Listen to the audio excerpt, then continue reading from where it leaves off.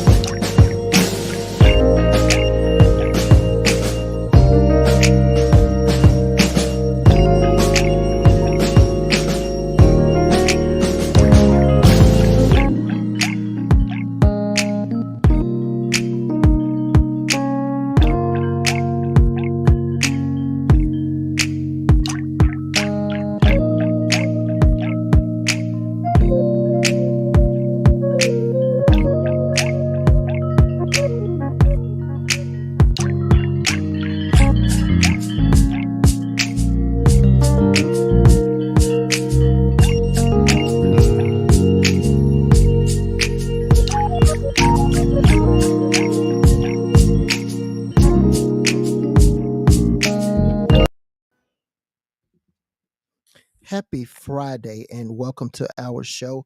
This is Perspective season 3. Yes, we're in season 3 now, episode 64. And if you're watching us, you're not watching by mistake. Yes, we are on a Friday.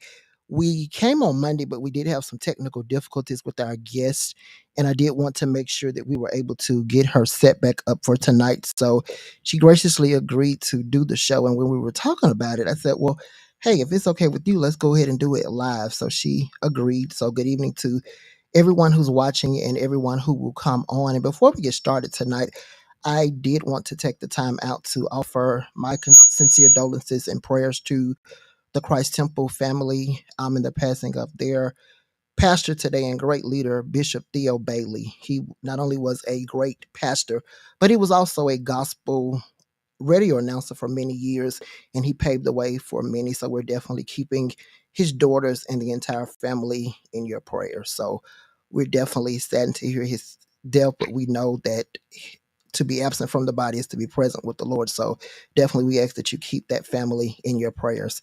So our guest tonight, and if you all saw the show on Monday with our bloopers, you just rewind because you will hear a lot of that information tonight. That's the great thing about technology. But our guest tonight, I'm delighted to have her. I really don't consider her a guest because, as I said on Monday, our families have been intertwined with each other for years. I do consider Lisa to be like a big sister to me. Just a lot of history and things that we've shared. So Lisa is an accomplished author. She is a great public speaker, and she's also a civil rights activist. And many of us know, but we just want to send out the reminder. She's actually the sister of Denise McNair, one of the young ladies who was killed in the 16th Street Baptist Church bombing. And we'll be talking about that in just a few moments. So, without any further ado, our guest for tonight, Miss Lisa McNair. Hello, Hey. Paul and your friends. Thanks for having me again. Absolutely. So we're rolling tonight. We don't have any technical difficulties. We tested this thing, so we are ready to get started. So I'm excited about this conversation. Like you and I have been talking in the past weeks. I've read the book. It's a great book. So I want to know the backstory behind the book. As I said on Monday, I believe that every great author, there's always a backstory. And I love hearing those stories, whether you're a playwright, a poet, or a songwriter, those backstories. I think that's what the audience really gets a kick out of. So, Lisa, tell us, when did you actually start working on this book? I didn't start working on the book until 2006, but I always wanted to write my life story ever since I was 14. So it's been something on my heart and mind for many, many years. But I didn't get started until 2006. And I thought it would take me just a couple of years and then I'd be done. And I didn't finish the final draft, the original draft, until 2017. So it took a lot longer than I thought. And one thing, reading it, I must say, you could tell that you took your time. I didn't see anything where it was rushed, but you could see, and you could see your heart in the book. I love that when I read authors' books where they tell their own story, even if it's based loosely on their story, you could see their heart in it. And that's one thing I want to commend you for. So, for those who don't know, before we get into the book, we did mention that Denise was your sister. Kind of talk about, because not just with the book, you are very active with Sojourn of the Past in making sure that many high school students know who your sister Lisa is and they know about the civil rights movement. Kind of talk about dedicating your life to making sure people don't forget who your sister was. Okay, I have a picture of the book just in case I didn't know if you had yours with you. Okay. The book is called Dear Denise, Letters to the Sister I Never Knew. So I wrote this book and to letters to her, but it's really a memoir of my life, being part of that first generation of African Americans who were allowed to move freely through the United States after legal segregation was deemed illegal, and what that looked like, what that was a part of. But I wrote in a letter to Denise because I did not get to know her because she was killed before I was born. And also because I could tell her anything and write it honestly to my big sister. Anything that I want her to know about my life. So that's why I wrote how I wrote the book. And there are parts of the book that talk about the grief and pain that our family experienced. So it's not just a memoir of my life. I include information about my family as well. So we are going to go through just a few excerpts tonight of the book. I'm not going to tell you which letter is which. You have to buy the book on that. But we kind of just went through a lot that were um, that stood out. So I wanted to start what a difference a year makes, and it's pretty self-explanatory why you wrote that. But kind of talk about that in your own words to you. What made you pen that particular letter? Well, that letter is about the year after Denise was killed. So she was killed and she was 11 when she was killed. And I was born almost exactly a year from the day that she was killed. My parents had tried to have other kids the whole 11 years she was living, but they'd never been able to successfully carry the term. And so you can imagine when they lost Denise that it was crushing. But thinking maybe they might not be able to have any more children. But God is good and He is faithful. And almost a year to the day she was killed, I was born. And then 4 years later, my younger sister Kim was born. So that's what the difference a year made in their lives. And so when you were born, did you automatically know that I had an older sister, or was it something that you were told? Or could you kind of feel it? Because I imagine, going through the grieving process, this was something that impacted your entire family. Right. So I don't ever recall anyone telling me that Denise was killed or when she was killed or anything like that. That's some like my earliest memory, like I've always known. And I believe the reason for that is people talked about it around my mom. And I was always with mama. And I'm sure, people would see her and say, hey, see her in the street and, oh, hey, Maxine, doing? How's the baby doing? I'm so glad to Chris baby having a baby. I'm so sorry. Or somebody would see her and say, oh, this is my friend Maxine. Her daughter was killed in the bomb. So I think I just gleaned it from being around the situation, and I'm sure that it was still a year later, still a topic that was heavy on everybody's mind. So I don't ever remember being told it. I picked it up along the way. Absolutely. In these letters, you really deal with a lot of variety of topics. So I'm gonna kind of mix them up. But the first one I wanted to start with was your school days. You write letters to your sister Denise documenting your school days from elementary school on up to your college years.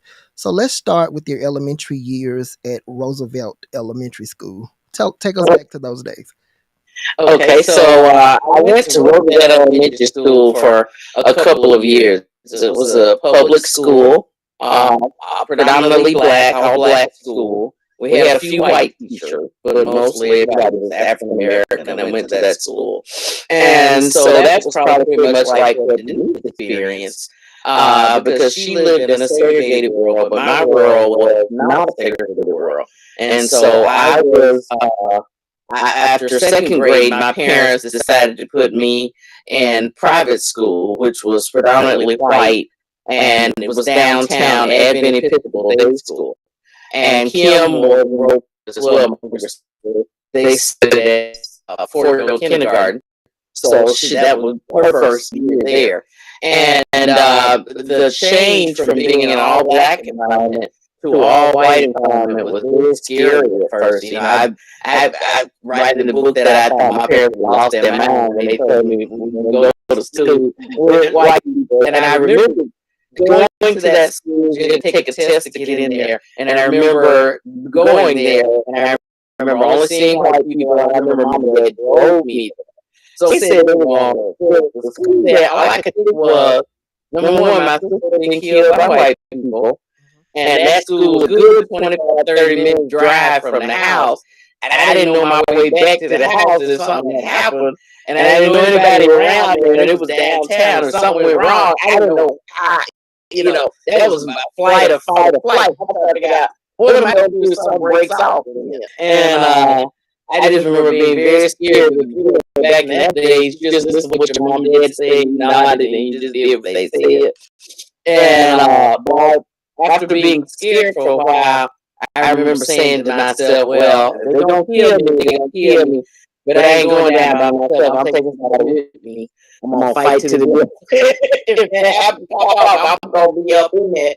But nothing like that at all happened. I did have one little incident, but it was minor compared to the whole 7 years I was there at Advent. It was a great experience. We were treated with much love and care, and we were very, very comfortable. It was a great educational experience as well. I wrote my first term paper in the third grade, so that was unreal. The educational level at Advent really prepared you. Really, you could look at it and go straight to college because it was such a high intensity of education there. I did want to go back to a topic. This is going back to Roosevelt. And for those who don't know your mom, Miss McNair just wore so many hats. She was a amazing cook, which is where Kim got it from. She was an absolute. She's probably had the one of the most. I can't even describe it into words. One of the best first soprano voices that I've ever heard, and she was excellent, an excellent educator as well. Talk about the moment where she taught you cursive writing in the home, and you started doing cursive writing when you were in elementary school at Roosevelt Elementary. Take us back to those moments. Yeah, so my mom was a school teacher, so school teachers don't never stop teaching. They teach at home, they teach all day long.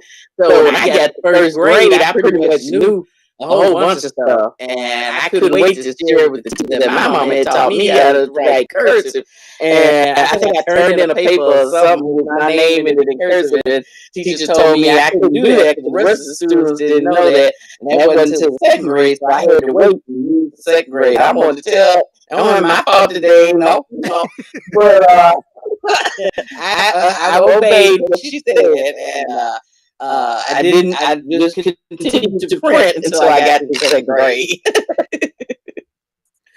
So fast forwarding, you're at Advent all the way up to your 8th grade, and then you get the opportunity to go to Alabama School of Fine Arts, which is still a school that's in existence today. Talk about those moments. How did that make you feel, even knowing you had the opportunity to go to that school?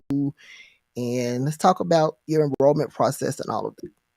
Well, originally my dad had he wanted me to go to Altamont. Altamont is probably by far one of the most awesome high private schools, probably the best private school in the state, and let alone the southeast. And so he had me up there and taking a test, and I was accepted to Altamont. I got a full ride scholarship because it was a private school as well. But as somebody who had been in, I was aware enough of my circumstances of life to realize that I had been in a situation that was very different. And if something didn't alter it, it was going to be difficult for me because I was fastly losing my connection with the black part of me. Even though I was black and in the black church, living in a black neighborhood, I was always at school because the schools were so far away from home, so we were there a lot. And I knew that I wanted to be more invested in my culture.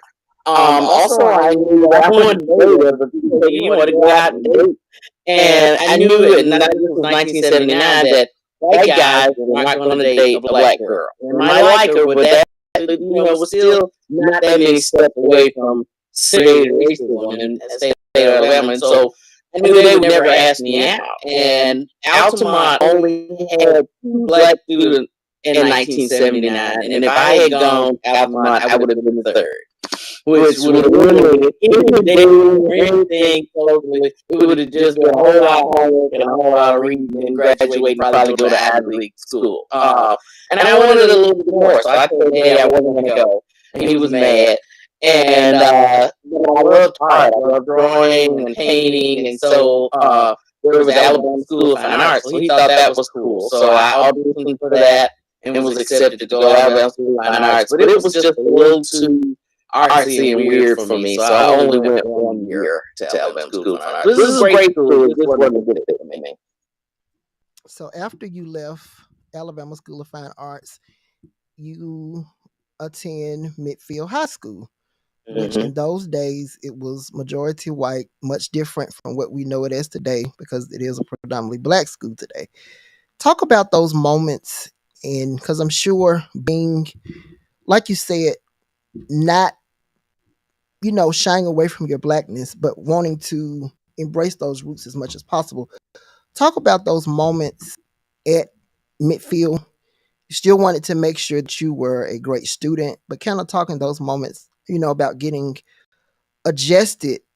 What was that aha moment for you when you realized that, hey, color doesn't matter, black or white, this is how God made me?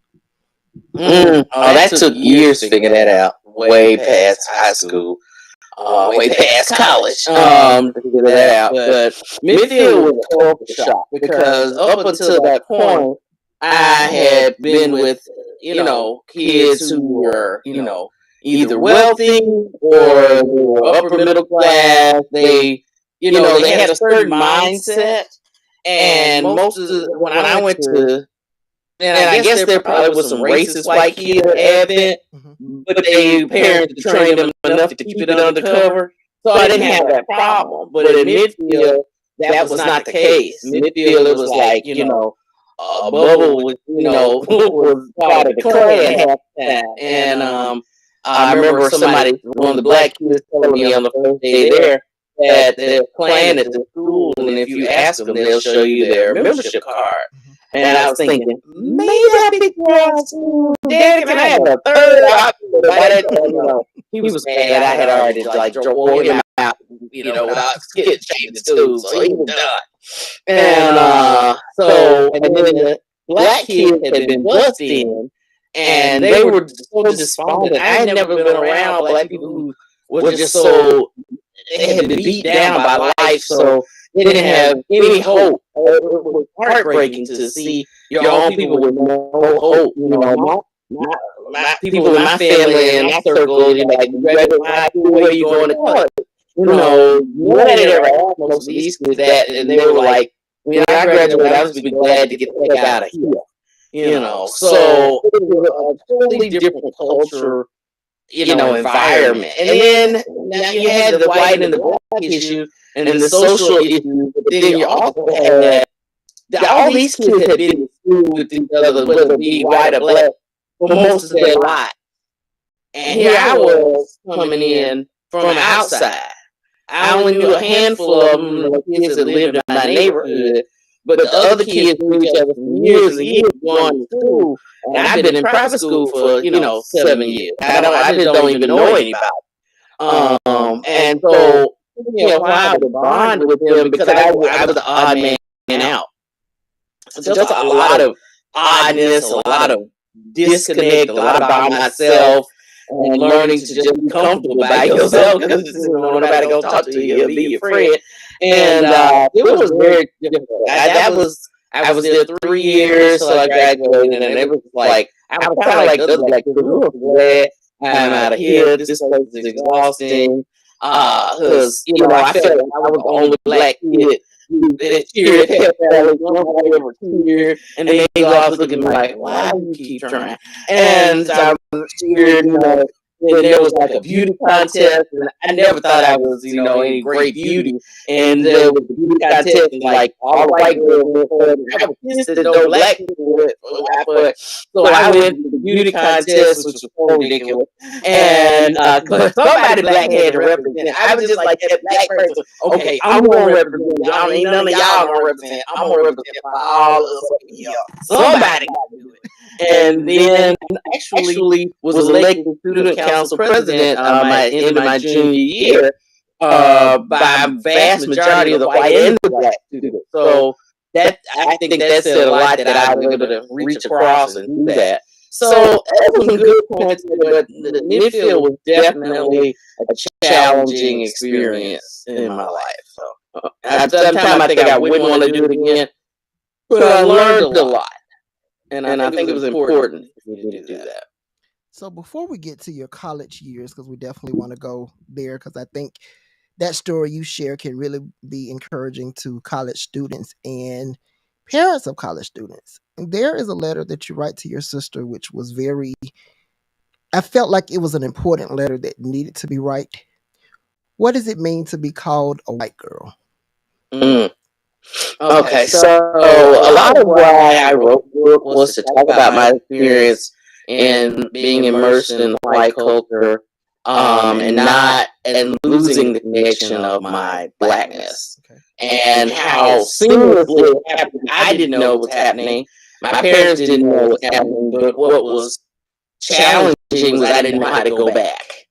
And then, I mean, you can go, you can't walk up to the black people, what are you all saying now? What is the music you're listening? What is the dance?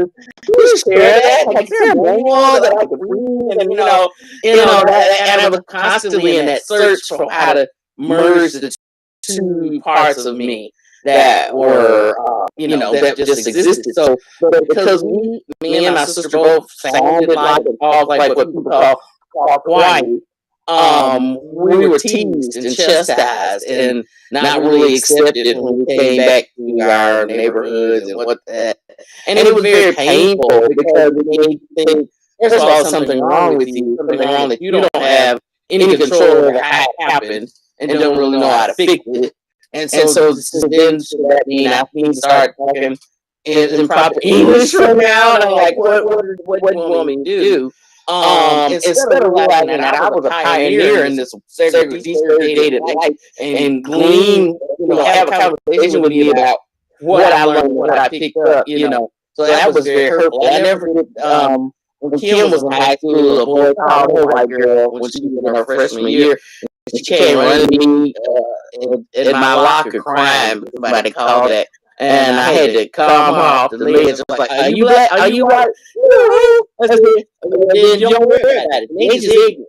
So you just go on over there and don't pay them no attention because they're ignorant. And that's not who you are. So you just forget them, But I knew deep down in my heart, I knew how hurt she was by it, But I grew to figure out how to merge both parts of me because both parts were good. The one was better than the other. All of my life and who I am. And, I finally got to, around my 30s, got to appreciate, all of that experience made me who I am. And I think I'm okay person. And if other people don't like it, I really don't care. So to get to the point where you don't care what people think, especially their thoughts are nonsense, it's very freeing. And so now it's funny. Now it's like a joke. So I still get people that say, like my brother-in-law teases me for, said I'm a white girl. And, there was a Chris in the house because our last name is McNair and there was a Scottish Chris. Somebody sent my dad. And he was like, yeah, you're not black. You're black. You're Scottish.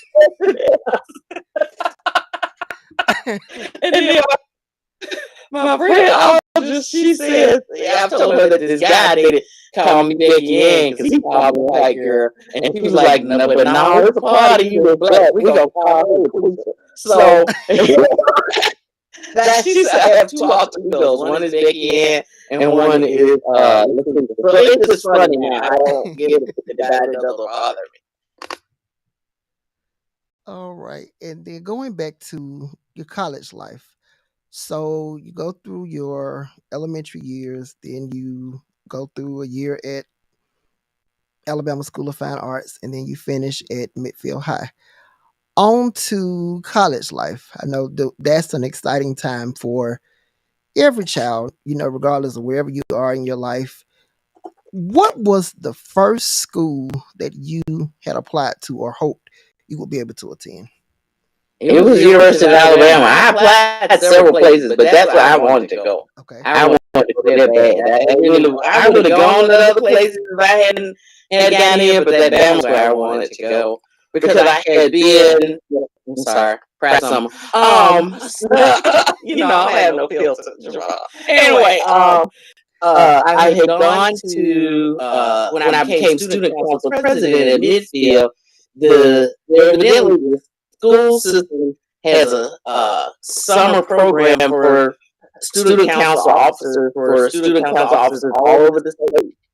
And they got to spend a week on the campus of the University of Alabama meeting other young people from all over the state who were student council officers of their high school. Okay. And it was a week-long training. But that gave me the opportunity to be on campus the whole week. And I just fell in love with that campus, and I wanted to be back there. And so I applied at the University of Alabama, and I was accepted. And I was very excited. Okay. So fast forward, you get accepted, and all of your life, just about, you were used to being on the AB honor roll. Did that continue while you were a student at Alabama? Kind of tell us about that. Now, I crashed and burned so hard at Alabama, it just wasn't even funny. I'm probably the only person who got sent home academic suspension for not drinking, not partying, not screwing around, but for going to meetings, being involved in the Mondale Ferraro presidential campaign, being on the African American student council, being part of SGA Legislative Council. I was a hall monitor. I mean, I was doing everything but going back to my room, reading a book, trying to dress up and look cute so I could catch a boyfriend. I remember like that sophomore year, I woke up every morning a half hour early to put on full makeup and all these clothes. I had worked all summer and bought new clothes and tried to kind of kiss somebody. And none of that worked. It just got me sent home. So that was devastating. It was just horrible. It was horrible. So you have to go back home to Maxine and Chris. Yes, and for those who don't know, both of her parents were the nicest and kindest people, but I have seen the other side of them. Yeah.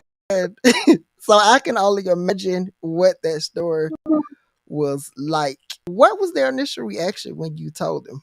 Well, I had planned. I knew it was coming. So I knew I couldn't go in there and just tell them I got kicked out of school. I had to come up over the house, so back up. So I always came home in the summers and worked at the Convention and Visitors Bureau. Okay. And that particular Christmas break, the receptionist had quit. And I was the person to fill in for her when she was on break. Okay. So I went and asked the boss for her job. So before I told Mom and Dad I wasn't going back in January, I had a job. I had to have a job. There would have to be something positive on that other end before I come and hit them with that news. But they were still so upset and so disappointed in me. Oh, it was horrible. They didn't have people with me for like weeks. It was bad. It was really, really bad. Just horrible. And around Christmas too. So it was just depressing. Very, very sad. Very, very depressing. Because they didn't know what to do with me. They had tried to give me some tutors and tried to give me some help. But I was like at that point. I was trying to find out who I was. I was trying to mix in these Lisas and where they fit in and who were my friends and how did I fit in and why didn't I fit in and what was wrong with me. And so, I just had a lot of that going on. And with nobody to guide me and help me to know what to do, which is the real reason I wrote this book. If there anybody like that, going in an integrated space and their parents aren't coming from an integrated space, and you don't act and look like, to other black people you're around, what is that like? What does that mean? But there was nobody to talk to us about it. And then the depression set in, and then you flunked out of school. You were AB honor roll student. You're at the top of your class and everything, and then you're like zero. Nothing. So it was hard. It was really, really hard. Really hard. And I wasn't going to mention this, but because you went there, it's a great segue. You even share in the book a period in your life where you were depressed and you contemplated taking your own life. And I want you to share that because a lot of people who watch this, they deal with various things and those topics. You never know who will listen to this show that can be inspired and encouraged just by you sharing your testimony. What was that moment like? And when you penned this book, why was it like not even an option for you to include that part of your life in? Well, I couldn't not tell that part. Couldn't tell the first part and not tell how I got to the next part. That chapter probably took the longest to write. Edit, rewrite, and write it again, and write it again, because I wanted to make it make sense.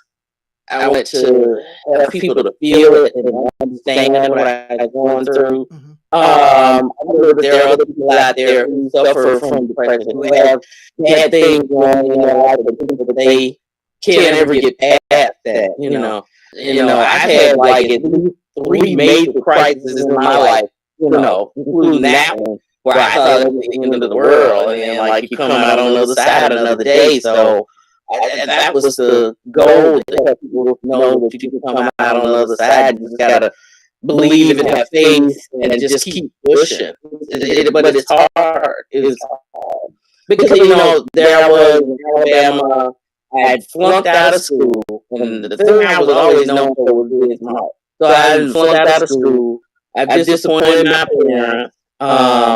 I don't have a love life. Guy I really liked. I had to leave him down in Alabama. All the things I knew I think at school. So that was embarrassing. And then you got, being well known, like Lisa McNair, Chris McNair's daughter, and McNair's daughter. She flunked, she didn't flunk out of school. My parents had nothing nice to tell. It was just hard. It was awful. Every day was awful. It was like, but I would get up in the morning and I would go to work, and I would leave, but it was like the darkness was even worse when it got dark at night. It was like I almost couldn't breathe because it was just the darkness and the heaviness of all the sadness that's going on in my life at that time.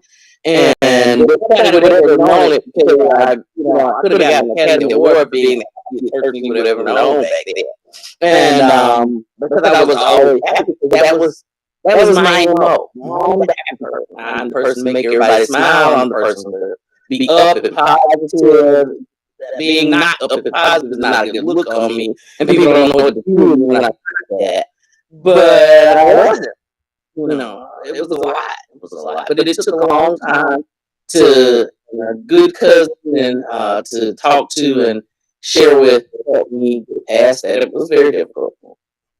What would you say to that young lady who's watching now, who may be in college or even her senior year in high school? She's always had it together. She may come from a prestigious family, she may not, but she's where you were. What words of wisdom would you give to her? That is only it's going to be all right. This too shall pass. I know that sounds small, but it does. It will. I love it. Yeah. I love it. So moving on to another chapter, this letter was particularly exciting because I had never heard all the backstory. You wrote a letter to your sister Denise talking about The Four Little Girls, which was a Spike Lee documentary, which was where several you and several of your family members and family members of the other four little girls came together to basically talk about what happened on September 15th, 1963. And one thing that stood out to me, Spike had talked to your dad several times about doing a movie, and you were against that. Kind of talk about your stance on fighting for a documentary and making sure that it was a documentary and not a movie. Well, Spike released out Daddy sometime in the 80s originally. He'd written him a handwritten letter on typewriter. And, Daddy had it and wrote it and was like, well, okay, well, not. And so he just tossed it on the night thing and didn't think about it anymore. I knew of Spike Lee because at this point I'm in my 20s, so I'm following entertainment. Daddy pretty much got 60 Minutes, the news, he read the newspaper, and he listened to country radio on the car and MTV. So he pretty much didn't know Spike Lee. And everything he got to have it was the only movie Spike Lee had done at that point. He really was good. Thank God we never saw that movie. But when he finally connected with us, I love TV. TV's like, I have to have one addiction. It's watching way too much television. And I've seen TV and movies, and I've seen movies that talk about people's lives. And I always like changed it up and made it be different than it was. And I wanted it to be a documentary because I wanted the real story of people. I wanted real lives to be mentioned from real people who were in the parents. Like, I hear from my mom. The only time anybody got to hear from my mom in history, pretty much, the first time, about her grief, of a mother. I wanted it to be authentic, and I felt like a documentary was the only way for it to be authentic. And so I kept pressing Daddy because it was kind of one of those boring conversations. Spike talked to Daddy, but Spike didn't talk to me. And I kept putting Daddy's ear, and when we talked back, Spike, you need to tell him to make it be a documentary, not a movie. Well, I was like, no, you don't need to see. You need to let it be what it is, because that's important. I'm just yamming him. So finally, when he needs it, of course, he's taking all the credit for it. It's like, but I think it's your documentary. And then he's like, that? But I didn't say that. Yeah, so that was one reason I wanted it to be a documentary. And it's a very awesome documentary. For those who never had the chance to see it or you just want to watch it again, it is available for download on Amazon Prime. It's one of those, I watch it every year, sometimes twice a year. But it's a great historical moment. It was one of a kind, and I'm grateful that a lot of the other family members were able to be, interviewed. Some since have passed away, but it was really once in a lifetime. And one iconic thing I don't think a lot of people know, your mom was the only mom in church the Sunday of the bombing. Mm-hmm. And that was something that had not been, and just to watch her even on Sundays, because she sang with my grandparents and my mom in the choir, and just to watch her attitude. I know she carried that heaviness of grief, but she was always encouraging, uplifting, and she always had a positive word for everyone she come in contact with. Both of your parents, and I've said this to you and Kim several times. After that bombing, they could have went home and decided, well, hey, that's it. I don't want to have anything to do with the public anymore. But they both continued to, service, not just like your dad in political arenas, but even with the family business and so many other arenas. And that just says a lot about the amazing people that they were. Yeah. If y'all have any questions for Lisa, you can definitely put them in the comments, and we'll definitely post on the screen. We're definitely going to post the book information once we conclude the interview. Tracy and reconciliation.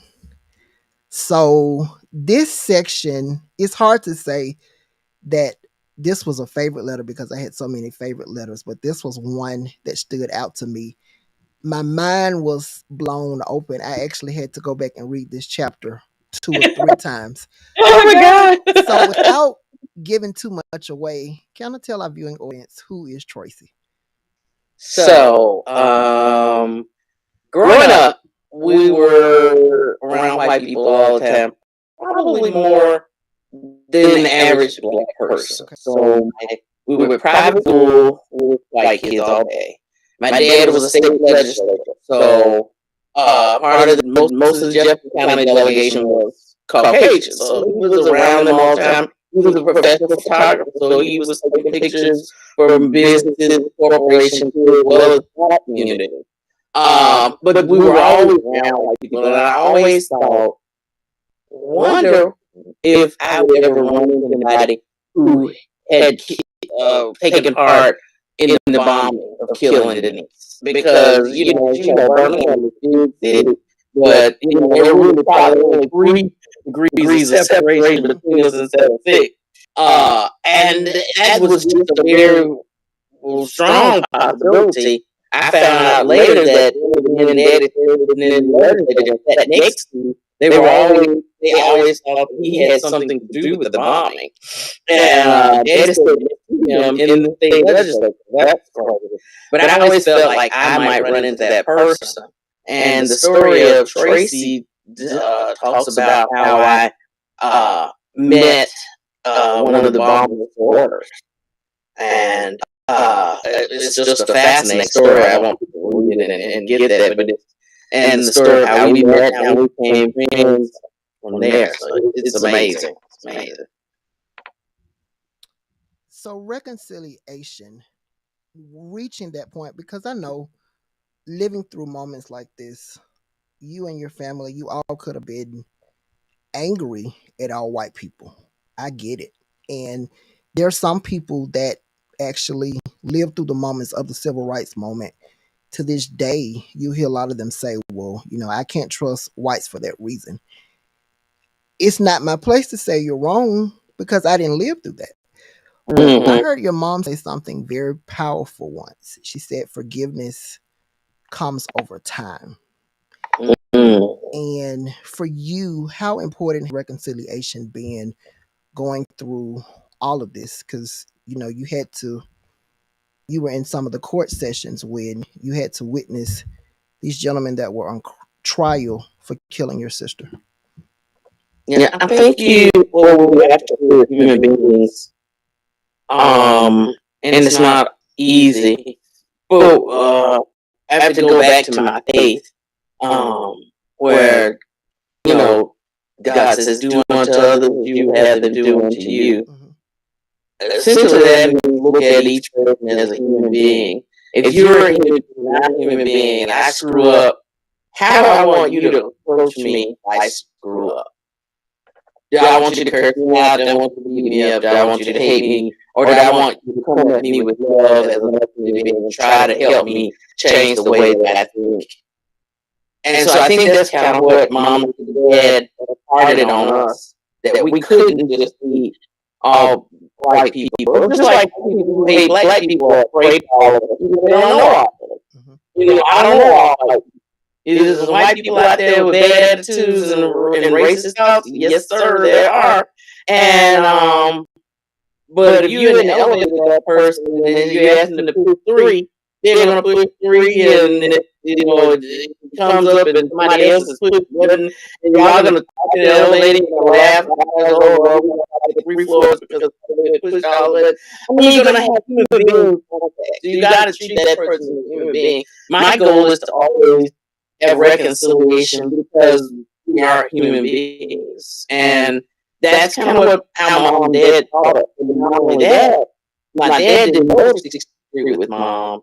He went to a all black church that was a much smaller church, and everybody was black except 5 people: the pastor, his wife, and 3 kids were white. So that gave us an opportunity to see that all white people didn't hate us. Some white people could be our friends and wanted us to live and prosper and do well and support us. And that the Elwangers gave us that opportunity. So for us, it wasn't hating all white people. It just wasn't. It didn't flow. It didn't exist. That would have to hate the white people that loved us. We knew that the Elwangers loved us. They're still alive today. 60 years later. They still love us. They come down. They came down from Milwaukee for Dad's funeral. And so then that's kind of hard, for people to see, and people like get asked that question all the time. And for me, it's like, you can't hate all white people. It's ridiculous. But I still know people who just don't like it. And I get it. I totally get it. But that's not all white people. And then if it is a white person, let's try to see if we can reach them on a human level and turn that heart from cold to warm. That's our goal. That's our mandate as human beings in this earth, and we've got to try to do that. Absolutely. So many moments in this book. You had a chance to go with your mom on the 50th anniversary of the bombing for President Obama to present a Medal of Freedom. Just so many special moments. The statue of the four little girls being in Kelly Ingram Park. Is there anything? Well, what do you want? I know I've asked this before, but I'm going to ask it again. Keeping your sister's legacy alive to teach this generation when you are a public speaker in schools, what is the one thing that you would try to instill in this generation? I think that we just got to keep telling these stories to our young people. You're considerably younger than me, but I imagine that there's that you didn't learn growing up in in school. You learned in the church, you went to a great church, Right. and I went to a great church that taught you stuff, and you had your parents stuff. But think about the millions of people who didn't have what we had, Right. and they don't know because so much of it has been blocked out and not allowed to be taught. And that is just my whole goal for that, to tell our full American story, including the Black people and civil rights in American history, because it is our history, and it's not anything that's just for Black people. White kids can glean from the knowledge of our stories, especially our stories, are such stories of faith, walking with Christ in the unsurmountable situation, and how we continue to live on and push on in a nonviolent way. There's no better stories than that. So my goal to do that, I'm part of an organization called the Morgan Project.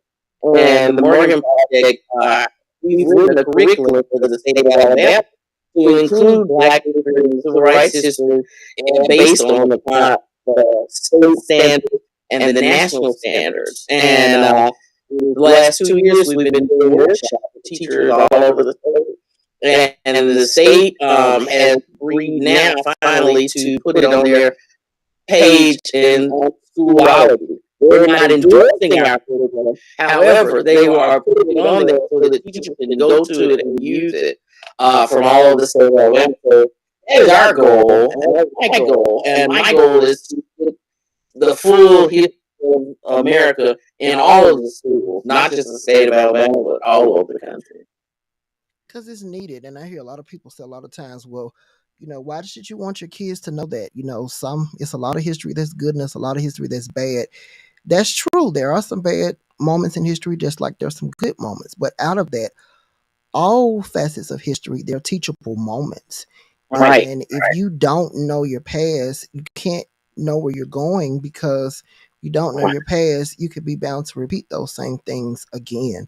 So, Exactly. for all of our parents watching, if you still have children, you could even have adult children. If you've lived through some of these experiences, teach them, teach your grandchildren, because this is history that they need to go. It can make them a better person, and then they could pass it on to their children, their nieces and nephews. This is our treasured history. And there's several movies out there, several documentaries that you could use to help you teach this history. So it's very valuable information. Well, as we come to the close, Lisa, before I put the book information, is there anything that I did not share that you'd like to share? Well, I want to tag on the thing you said. There are movies and documentaries plenty. But not only that, there are a number of fabulous museums all across the country. We have an amazing civil rights institute here. We have the Legacy Museum in Montgomery, which is stunning and stellar. There's a wonderful museum, National Civil Rights Museum in Memphis.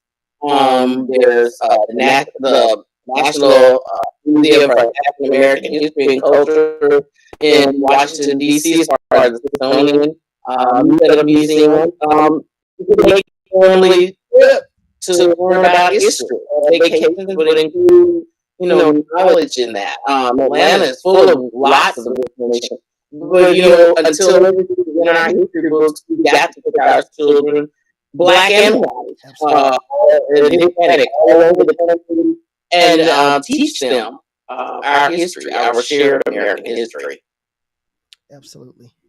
And Lisa, I want to thank you for agreeing to do the show. This definitely won't be the last time that I'll have you on So again, I want to thank Lisa for coming on, and now I'm going to go ahead and put up her book information. Again, she's holding up the book, and the name of the book is Dear the Niece, Letter to the Sister I Never Knew. It's available for purchase on Amazon, Barnes and Noble, and Books A Million. And I'll leave that up just for a few moments. And for those of you who like to read the book on your tablets, your phones, even desktop, the book is available for purchase on Kindle.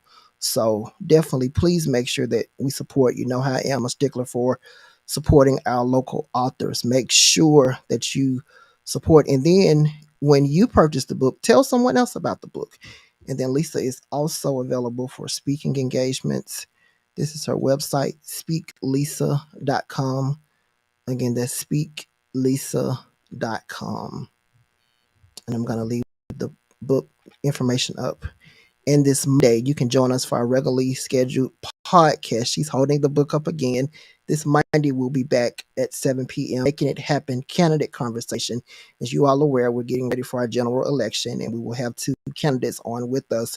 Prince Cleveland, he is running for Alabama House seat District 43. And then Stephanie Floyd, she is running for Jefferson County Board of Education District 3. So make sure you plan to watch for both of these. Both of these do have Republican candidates, so I do like for you all to know who you all are voting for. And then also, I'll talk about this on Monday, but Greater Birmingham Ministries has done a great job at putting a great, I'm not going to even call it a pamphlet, it's really a mini book. It is available for digital download that takes the time to explain the amendments and all the candidates. So I'll be telling you more about that on Monday, how you can get one of those. And then also, as a reminder, come skate with Counselor Latanya Tate this Sunday, October the 16th, 7 p.m. at the Boutwell Auditorium. There are 100 skates for rent. So if you know you don't have any skates, but you want to participate in this, I would advise you to be there at 7 p.m. I have spoken to Counselor Tate and her chief of staff, and the skates will for rent will go fast. So if you do have your own skates, please bring those. But this is a community event that she's doing, and more than likely, this will be a monthly or quarterly event. So, and not only do I encourage you to support this event, I think there's a Safe and Summer Series concert at City Walk this weekend. This is a free event. Y'all, when y'all see our city doing these type of events, please get out and support. I know y'all like to say, well, I live in Birmingham, it ain't nothing to do. That's the furthest thing from the truth. There's always something happening here. So we're going to do a better job at making sure that we bring these events to you. So Lisa, again, I want to thank you for being on tonight. And again, make plans to join us on this Monday at 7 p.m. And as always, we say, keep the faith and have a great weekend.